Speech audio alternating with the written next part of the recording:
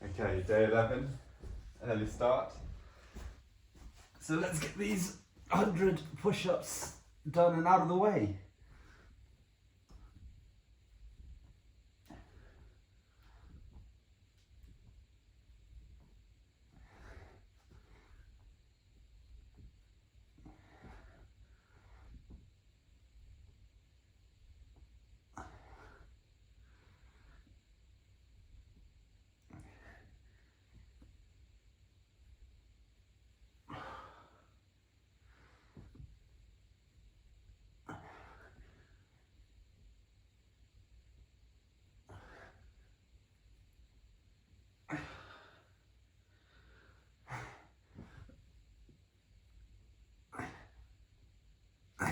Okay, 30.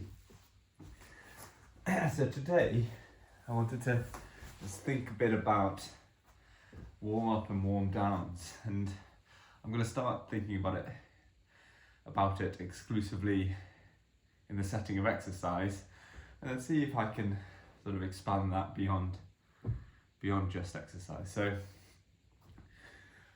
I've gone through different phases in the last 10 years in my approach to warming up and warming down.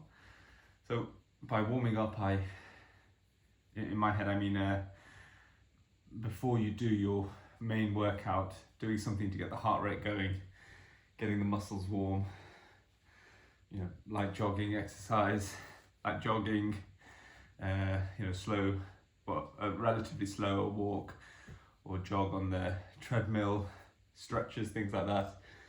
And warm down largely is again treadmill at a slower pace, stretching, things like that. And I have been a big advocate for warming up and warming down for most of my life. And again, it never came from a real evidence-based place. Whenever I've looked, I've always found that single papers that talk about it support warming up, but never really with a hard outcome. And the main reason I did it was because on the couple of times when I've joined a gym and had some free PT sessions, the personal trainers always recommended warming up, warming down. It makes sense, right? Whenever you play sport, whenever you do any sort of running exercise, you always warm up. It makes sense. You don't get injuries rather than just going straight into the high intensity work, warming up. And I still actually think that is useful. However, typically what that has meant for me over the last 10 years, it means the exact same thing. 5 minutes on a treadmill when I'm at the gym, at increasing pace from 6 kilometers up to 10 kilometers over a 5-minute period, aiming to get my heart rate above 100, so my body's warmed up. And actually, I think I still believe that's important for cardio.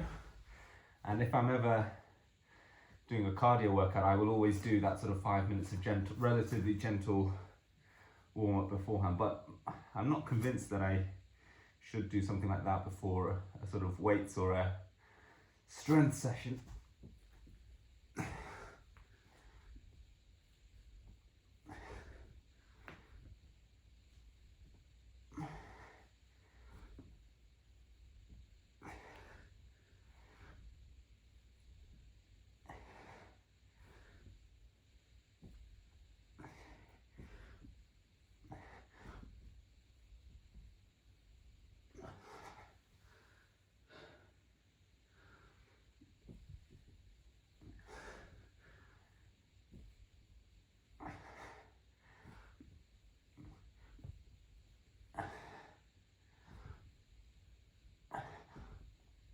Okay, 25. And that's because it just seems a little disconnected between doing a warm up, which is all cardio based, lower body, and then going and doing a sort of upper body workout, or even a lower body workout. I don't really feel that I've achieved the purpose, which is preparing the part of the body that I'm going to be using for the exercise. And so in the last few months, and in part this has been driven by, I listened to a podcast, I listened to Chris Williamson's Modern Wisdom podcast, and he had a guest on called Dr. Mike Israetel, who's this huge guy who has done a lot of academic science in the area of, I guess, exercise physiology, and runs a sort of exercise lab. And his practice was to sort of, in a similar way that I use the treadmill to warm up for running, to use the exercise you're going to be doing as a warm up for the workout you're going to be doing. So let's say you're doing a chest exercises as part of your main workout, something relatively light, like 10, 12 press ups, or pressing the bar with no weights should be the warm up instead. And so I've started doing that, and I think it makes sense to me. I think it doesn't do, like, it gets the muscles that you're going to be using warm, which is great, but I haven't noticed that it picks up the heart rate in the way that running, sort of a running based warm up would. Is that necessary? Is it not? Don't know. The reason I was thinking all this was because these press ups, I don't do any warm up or warm down before them, because that defeats the whole point. It's meant to be really quick. Get up, do them, get on with your day.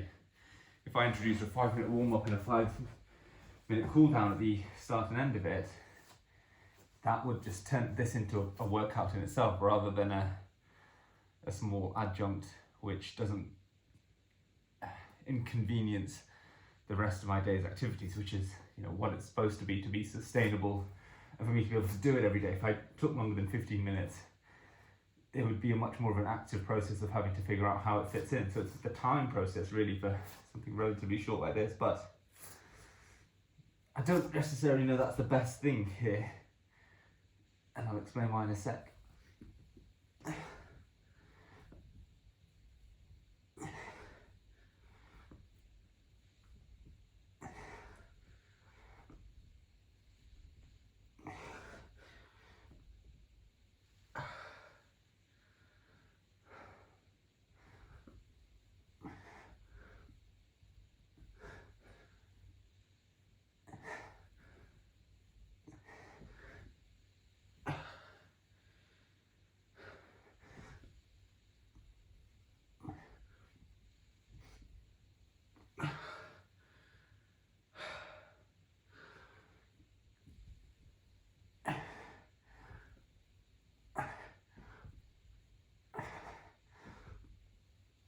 Okay, 25, tough one today, and that's it, right? Like, I think without a warm up, I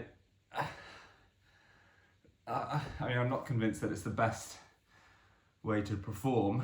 This is not meant to be a sort of competition or in any way anything that I'm trying to perform at a high standard on.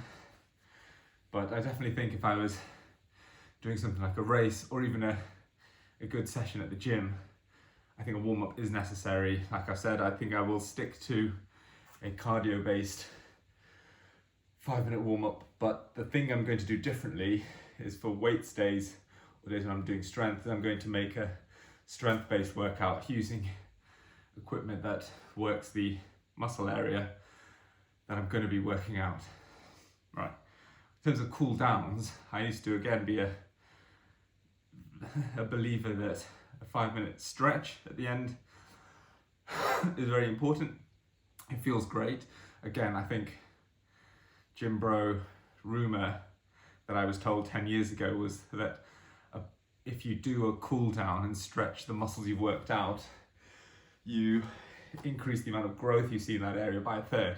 I haven't seen any science that backs that up, but I used to be convinced with that when in my teens and early 20s that I would religiously always do a stretch and cool down at the end of a workout. In the last year or so, again, I've stopped doing that, and that was ever since I did these sort of F45 classes, which were 45 minutes of HIIT, and I leave feeling so broken. I just could not even there to stay and do a cool down or a stretch, and I would just walk home. And again, that 5-minute walk that would leave me without any pain or discomfort or anything. And so because I never suffered any consequences from skipping the cool down, I have continued to keep skipping that. And by that I mean I'm skipping any formal sort of cool down. As I'm walking for the next 10-15 minutes after that workout, I'll stretch the part of the body that I used and do whatever I need to help stretch those muscles, but I won't actively sit down and take up time. Now, I said I would try and think about ways to try and expand this beyond exercise, because I think the idea of preparing yourself and de-preparing yourself is an interesting one. And in the world of exercise, I see the value in warming up a lot. And I wonder if that can be carried over to sort of the academic arena. So over the next 6 months, I need to, spend a large proportion of my time writing a thesis. And if you think of that as like a marathon, like basically it's lots of marathons every day of just writing. And again, advice from someone called Shyam Puri, who has a separate podcast, who is a very, very good writer and storyteller, in my opinion, was that if you're, say, writing a blog post, his way of warming up before writing a really good blog post on a topic he wants to is to read one which he thinks is really well written and just spend 5 minutes typing out exactly word for word how that post is written. So you're basically copying someone else's post word for word to get your brain wired into the way to write well, and then go and start your main blog. And I'm going to experiment with that. And so I've got a collection of journal papers that I think are really good. And so for the next few days, I'm going to try and get up and spend 5-10 minutes just rewriting those articles and then going on to my thesis. And I'll let you know if I think that improves the fluidity or my subjective opinion on whether the quality of my thesis writing will improve doing that technique. It makes sense to get your brain wired up and warm up your brain for the activity you're going to do by doing, I guess, the exercise that you're going to be doing. So rather than, I guess, doing cardio for a strength workout, I'm not doing like a Sudoku puzzle and then writing my thesis. I'm writing academic work and then doing my own academic work. So makes sense, carries across. I'll let you know if it does work. Let's go final 20.